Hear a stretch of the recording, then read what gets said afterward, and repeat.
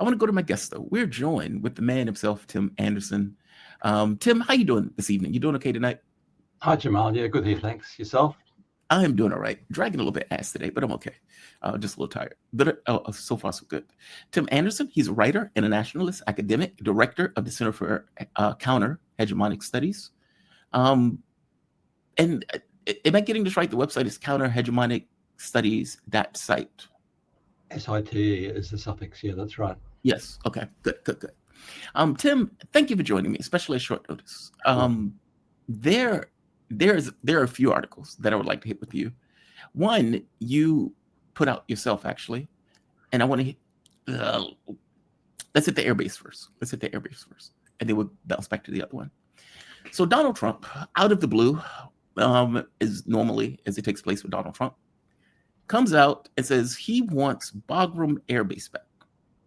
Now, the problem with this is that the U.S. was evicted out of Afghanistan after 20 years of war, a war that they lost when the Taliban effectively reasserted control of Afghanistan. Now, Trump puts out this tweet.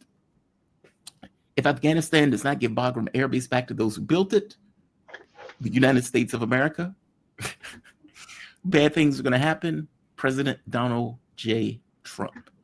There's so much wrong with that tweet. But I'm going to let you hit it first. Give me your take on this. Give me your thoughts. I just lost the sound, Jamal. Sorry. No, you're fine. Can you hear me now? I think I pulled out a cable. Sorry. No, you're fine. All right. Tim is going to work out his cable. I kicked the cable and the sound turned off, so I lost everything for a moment. You're perfectly fine. I was just reading the tweet by Donald Trump, and I'll read it one more time just for the audience. Right here, and here. All right, so Trump comes out, puts out a tweet randomly. If Afghanistan doesn't give back Bagram Air Base back to those who built it, the United States of America, again, if he doesn't put that part in, maybe you could skate. But you put that in, meaning I, Donald Trump, believe we built that air base. Bad things are going to happen. President Donald J. Trump. Now, he can try to claim that somebody else is named president with his initials, but I don't know how many people are going to buy that. What is wrong with that tweet? That tweet is so wrong on so many levels. Give me your thoughts on this. Well, it's his habitual way of communicating, isn't it? We'll make a threat. I want something. We'll make a threat, and maybe I'll get it. Maybe I won't, basically. I don't think unless he's really stupid, more stupid than I think, he can't believe that he's going to get it back. I mean, they were kicked out after 20 years. Effectively, the Taliban beat them. Whatever you think about the Taliban, they kicked out the US military, and Trump was trying to withdraw at one stage, but in the end it was under Biden. So that means they left an awful lot of things behind. I'm not sure whether they built Bagram. Probably it was Afghan workers who built Bagram, but they left an awful lot of hardware behind. And I don't know if he wants to ask for that back now. I think you get the same response. The Taliban will just say, go away, do you want another war? Do you want to lose another war? How many wars can he lose, Well, the Soviets built that in the 1950s. I think it was 1953, if I'm not mistaken. And so the notion that the U.S. built it is nonsense. But I guess your point, he didn't even know. And whether he knew or not, the idea that he's going to reoccupy Afghanistan, he's off his rocker if he thinks that. Well, he claims to have reconciled Albania and Azerbaijan, so who knows what's going on in his head. But he certainly knows that they were kicked out of the U.S. military was kicked out of Afghanistan. So I don't know if he wants to go back in and try and take it by force. That's what it sounds like. But, good luck with that.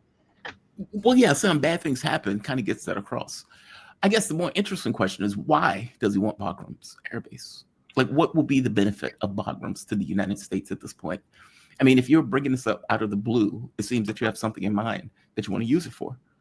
Any ideas on what that might be? Well, once upon a time, it was said that the occupation of Afghanistan, what was it going on for 20 years for? It wasn't the same as Iraq.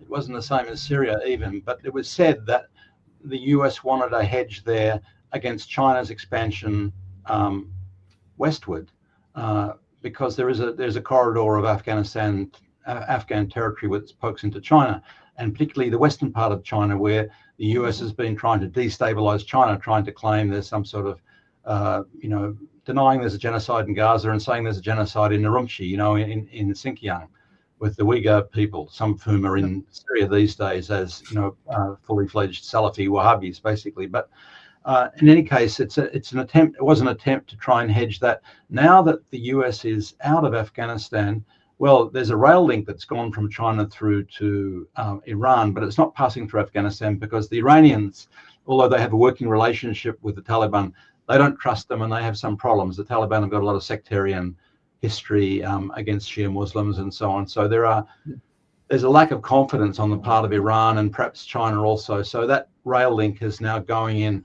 north of Afghanistan across the 4 other Central Asian republics, the various stuns up there, basically. So Afghanistan hasn't enjoyed that rail link yet.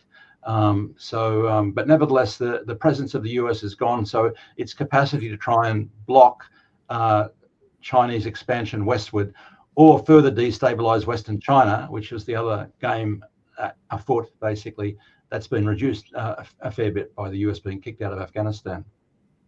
What about Iran? So a few recent events that I know you're aware of. E3 countries effectively pushed in snapback sanctions.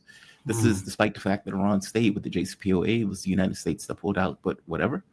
The vassals implemented snapback sanctions. Iran, in response, suspended or will suspend all operations with the IAEA, the International Atomic Energy Agency. And of course, the nuclear proliferation treaty at this point is off the table, meaning this is null and void, or at the very least, it will be null and void very soon. Well, not exactly. We're not quite there yet. We're not quite there yet, but certainly the cooperation with the International Atomic Energy Agency has been frozen, basically. I think, in Iran, there's a few different systems there. There's Security Council linked to the leader, then there's the parliament, and then there's the government, the ministers, and so on. And there's got to be a certain agreement over these sorts of things. Now, the foreign minister was in Egypt to work out this new agreement, which was conditional on the NATO parties, effectively, the Europeans, playing their part and removing sanctions. And so effectively, Iran said, if you go into the snapback mechanism, then the deal's off, basically. That deal's off, basically. So there's no cooperation going on at the moment. I think the IAEA has gone into one of the nuclear sites which Russia built because that's in a different category of things, basically. But basically, the cooperation has been stalled because of this, because of the snapback. Now, the snapback itself doesn't change much practically. It just means the Europeans can claim that they have UN Security Council backing for what they're for the type of siege they're trying to carry out on Iran. But you notice that not just Russia and China, but also Pakistan and one other state whose name escapes me objected to that in the Security Council. So basically, the normal trading partners that Iran has are not going to be affected by this, basically. But the Europeans are digging themselves into a ditch, and now they'll be able to say, look, we are doing this with the backing of the original Security Council resolution from so many years back, basically. But it's an act of bad faith in terms of what they were trying to achieve there. Well, what they were trying to achieve, what the US was trying to achieve through its proxies there, basically, because Iran has no diplomatic relationships with the US. They kicked out the embassy. They closed the embassy, turned it into a museum 46 years ago. It's a good museum. If you go to Tehran, go and have a look at it. It's a very interesting museum. But there's no diplomatic relations. So the Iranians are always talking to the US through some other parties, basically. Right. Well, agree with everything you just said. I mean, obviously, they don't really have legitimacy in this case because Russia, China, these other countries didn't necessarily back them. In fact, we're completely against it. And if I'm not mistaken, Russia and China said they're not going to honor any of it.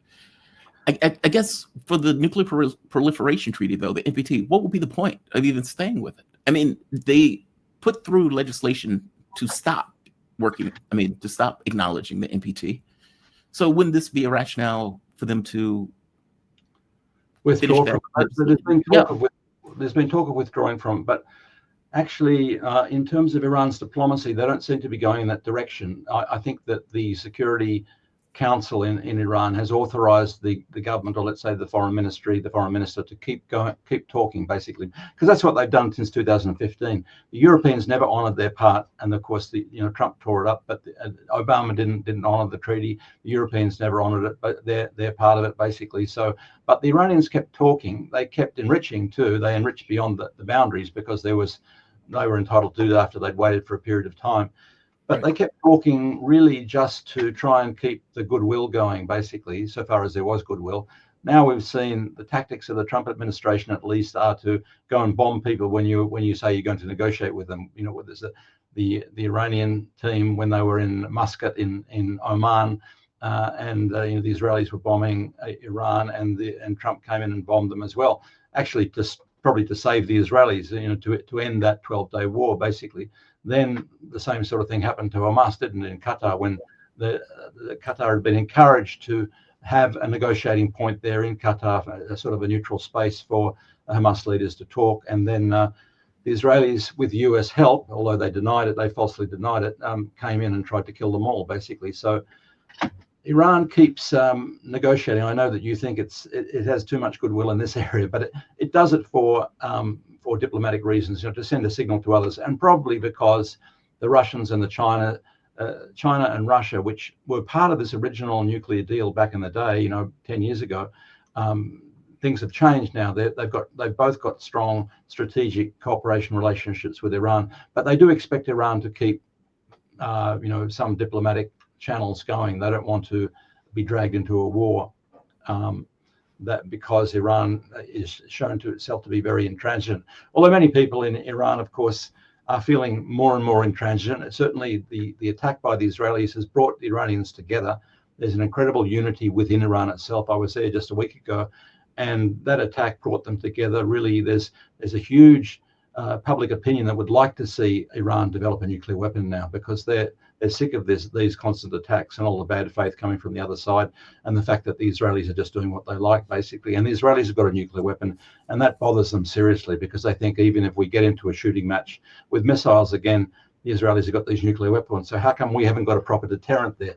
That is certainly a very popular opinion in Iran now, I know that. But nevertheless, the government has said for some time, we have this religious objection to the use of nuclear weapons, and on top, because they're not discriminate, effectively, you're going to have huge amount of collateral damage if you use them in any circumstance, and you don't know what that's going to trigger. And also, you do know it's going to trigger a regional arms race, basically, and they don't really want to see the Saudis and Qatar and the UAE all wanting their own nuclear weapons to try and counterbalance things if in their view, the balance of the region is thrown out. So there's still a lot of resistance on the part of the government to go down the nuclear weapon path. But certainly what the US and the Israelis have been doing is pushing the Iranians more and more to want to do that. There's a lot of public opinion that supports that now.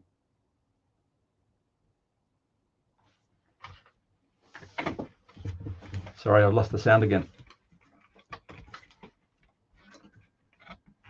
That's me. Gotcha. In fact, I'm sorry, I'm playing a joke on you. I'm like, is he going to be able to hear it? No, Saudi Arabia already has a nuclear deterrent. Israel has nukes. Iran does not. Well, Saudis have an agreement with Pakistan. Whether that means they've got a nuclear deterrent, I'm not sure. Really? I mean, Pakistan has a very good relationship with Iran too, you see. They do, but I don't have this belief that Saudi Arabia got a nuclear deterrent for Iran. And give me a take on this. Maybe I haven't had the opportunity to talk to you about this. Why do you think they got that? They made that pact with Pakistan. I mean, I didn't take it as a coincidence that Qatar gets hit by Israel.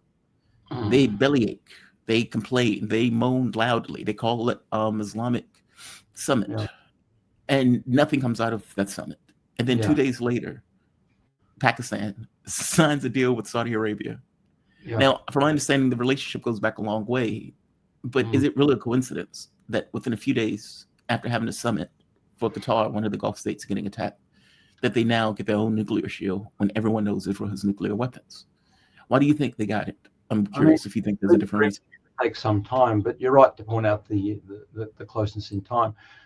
I mean, Qatar, of course, has been helping send weapons to the Israelis. So that's the sort of and keeps doing that because there's huge Al Ubaid air base there that the US uses, the biggest US air base in the region, where the headquarters of CENTCOM is. Where the Pentagon pretends to rule that part of the world. Basically, that's Qatar. Or at least it's a military base on not in Doha, which is the city where the residential areas which the Israelis hit. But anyway, it's in Qatar itself. So certainly one effect of that Israeli attack is to make the other Gulf monarchies, the petro monarchies in the Persian Gulf, think about what other defensive options they've got, because clearly their relationship with the US is insufficient. I mean, Qatar, you would think with a US base there and with all that they do for the US, that would give them some level of protection. If the mafia is not protecting you, who are you going to go to, basically? So you find some other mafia, you find some other group that's got some big sticks. So maybe the Saudis are thinking that we want to, although I don't know that they've cooperated with the Israelis for some time, but it's not above board. It's all been below board, basically. But they've certainly helped shoot down Iranian missiles. And actually, I can't say for certain that they certainly helped shoot down missiles coming from Yemen to the headed for the Israelis, basically. So they've collaborated with the US, they've collaborated with Israel, they've helped Israel. I don't know that they fear an attack by the Israelis because so far there aren't, Palestinian delegations in Saudi Arabia, basically. Yes. But my feeling is that all of those Persian Gulf monarchies were shocked by the attack on Qatar. And not that the Saudis never really like Qatar that much, but they think that they're a subordinate little monarchy which should be part of Saudi Arabia. But anyway, putting that aside, they're certainly looking for other options to defend themselves. Basically, being a stepping stone for the US, or having US military base is not sufficient to defend them now. So why wouldn't they look for some other option there? I think, and if the option isn't, even though the Saudis have relatively good relationships with Iran now, but there's those historical differences. Yes. And the Saudis have been invited into BRICS, but they haven't joined it yet, so far as I know. Basically, their membership is sort of pending, whereas the Emirates went in, Egypt went in. There are a number of US allies, so-called allies, that are actually in BRICS now, but the Saudis have held off a little bit because they have always had this, from the British through to the US, have always had this loyalty to the Anglo-American empire, basically. And that's what Churchill said. Churchill said he was horrified by the Saudis, what they did, chopping off hands, all those sorts of things, the way they treated women and so on.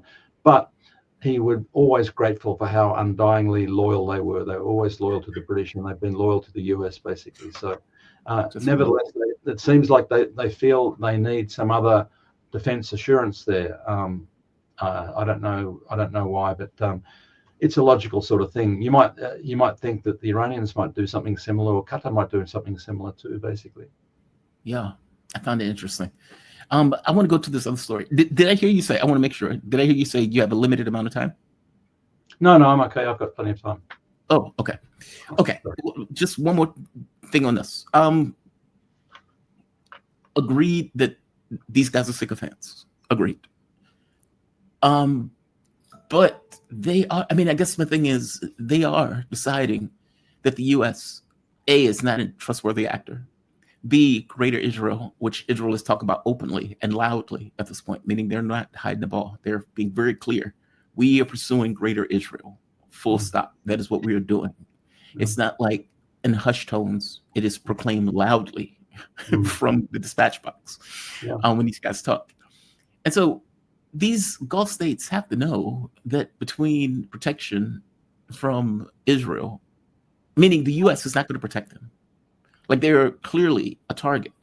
And Netanyahu has already stated, we will go and attack anywhere that we need to attack, full stop. Not to mention, if they ever finish with Iran, the Saudi Arabia really believe it's going to be safe. I guess all of these things have to come into calculation, correct? Or am I wrong on this? No, that's true. That you're right there. And it's true that the Greater Israel map does include parts of the Arabian Peninsula. So in that sense, you're right. Yeah. And in fact, the Israelis, as you say, also, they're talking very openly about their ambitions. The ambitions have always been there. They just tried to cloak it a little bit in the past. So it's, of course, Trump is one factor that allows emboldens them, allows them to say these things much more openly. But some of them were saying more recently too that when we finish with Iran, like taking that as some fait accompli, then we've got to face the Muslim Brotherhood, and that means Qatar and Turkey basically. So they've got this competition. You will have seen in occupied Syria now, Syria occupied by an Al Qaeda group and the Israeli military, and with Erdogan having some ambitions there too. But Erdogan provided them with some equipment which the Israelis blew up. So now there's clearly a competition between Erdogan and the Israelis in Syria itself, such a mess as it is in Syria at the moment. So they are talking about these greater ambitions to go for other players that weren't immediately on the horizon. More recently, on the horizon was Hezbollah in Lebanon and Iran, basically, and the popular mobilization units in Iraq too. Don't forget that there's still a significant resistance group in Iraq which has occasionally struck the Israelis during the Gaza, the attacks on Gaza. Basically, they attack some of the ports and airports and so on. So the Israelis have a lot of people to attack, and the Arabian Peninsula, you're right, parts of it do appear on this map, the Greater Israel, which is on the Israeli flag, by the way. Yes. Wherever the Star of David comes from, it doesn't come from the Torah or the Talmud, but somehow it emerged in the Middle Ages somewhere. And then on the Israeli flag, it's got two blue stripes on either side of it, which represent the Nile and the Euphrates from Herzl's original formulation, from the Brook of Egypt to the Euphrates. That was the original idea. And as you say, they've spoken openly about trying to take over Damascus and other parts in between. But there is a claim on parts of the Arabian Peninsula, you're right. Does this create, and I guess this is the last question on this one, does this create friction in the region, or let's say alliances in the region? At the summit that recently took place, there were certain states that were far more aggressive, and there were other states that were less so. Yeah. And just recently, I think, if I'm not mistaken, this took place yesterday, at least yesterday my time. Well, I should say our time, because you're only 3 hours ahead of me. What is it called? Egypt and Turkey had joint military drills. Mm-hmm. Are they trying to signal something? And do you think this cooperation is legit? Or is it just projection? Well, no, it's legit in the sense that they're looking after their own interests. If you're talking about what they said about the Israelis, it's not legit so far as Jordan's concerned, so far as Qatar concerned, and some of the others. But with Iraq, it's different, because in Iraq there is a significant resistance to the Israelis, opposition to the Israelis, both within and outside the government in Iraq. So some of those statements at the Qatar summit have more meaning than others. Let's remember that when a lot of those Persian Gulf monarchies did far more against Syria during the dirty war on Syria than they have done against the Israelis, basically. So you have to take with a grain of salt what Jordan and the Saudis and the Emiratis and Qatar say about this. But it was a summit which included some players that have a slightly different position. In relation to Turkey and Egypt, I'm not really sure. There's been a certain amount of friction between them over Libya, because, with the destruction of Libya, there was one side which was Muslim Brotherhood, Salafists, basically, which Erdogan was supporting, because Erdogan is basically a secret society Muslim Brotherhood player, whereas Egypt, for all its faults, hates the Muslim Brotherhood. They've been the source of assassinations and all sorts of things in Egypt, and they're banned there. They were banned for a long time. They briefly had an Egyptian, a Muslim Brotherhood president, Morsi, for a while. They got rid of him, and so, in a sense, they have conflicting interests over what sort of regime they want to see emerge in Libya after all this time, so many years after the place has been a complete mess, after the NATO destruction of Libya, which was a terrible crime that we should never forget, really, because really Libya had the highest living standards in Africa. For all the eccentricities of Gaddafi, there were some remarkably good things going on in terms of Libyan society there, and NATO destroyed it, because it was small, didn't have strong allies, and there's been competition ever since about what sort of regime they're going to support there. But for some time, Egypt and Turkey have been at odds about this. Perhaps there's some reconciliation going on. I'm not sure. Interesting. I was in Egypt after Morsi died, and I remember the guy who was giving our hotel or our apartment. He says, I asked him a question that he misunderstood what I asked him. I was asking him something about my wife. I forget exactly what I asked him, but what he interpreted as basically, is it safe for my wife to go out? And the guy got very boisterous is not the right word, but he got very animated. And he says, no, Morsi is out. He's dead. He's dead. We've killed him. He's gone. He's gone. Effectively saying, because what he was trying to tell us is that the policies that these guys put into place was so unpopular in Egypt. Like women, they got uber religious in regards to this kind of what they demanded of the population. And the population was just radically against it. It's like, this is not the Egypt that we know. This is not the way Egypt functions. This is not the way Egypt operates. And Morsi, in the same way that Morsi was brought into power, Morsi was taken out of power with people cheering the military, taking him out. That is fascinating. He was very popular, even though the Sunni majority in Egypt is much bigger than even in Syria. But still, they didn't like the Muslim Brotherhood approach to things. Basically, it's he was very popular. Yeah. Destructive of national institutions. Basically, I mean, you got small minorities there, Coptic Christians and a small Shia group and so on. But nevertheless, you had a strong nationalist tradition. Okay, subordinated to the U.S. military and dependent on Saudi money and so on. So weak in a sense, should be the strongest of the Arab countries, but terribly weakened. But nevertheless, still nationalist institutions, which means something, and means something to the army in particular. The army wants to maintain that those nationalist institutions in Egypt.